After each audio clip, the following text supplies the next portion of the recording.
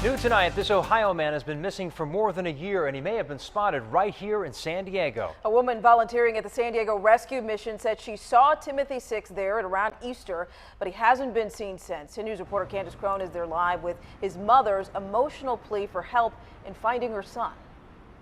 Well, the man's family flew all the way from Florida to pass out these flyers after learning someone here at the San Diego Rescue Mission saw him. Now tonight they still don't know where he is, but they believe they are a step closer to finding their son.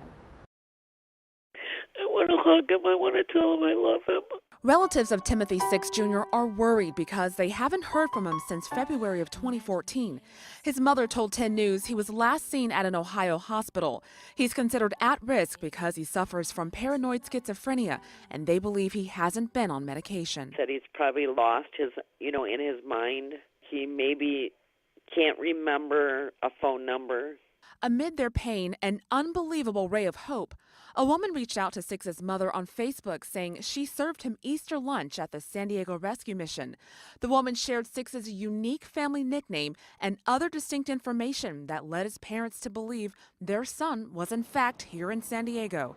They flew in from Florida last month and searched all over downtown, even taking these pictures of their quest to find their son.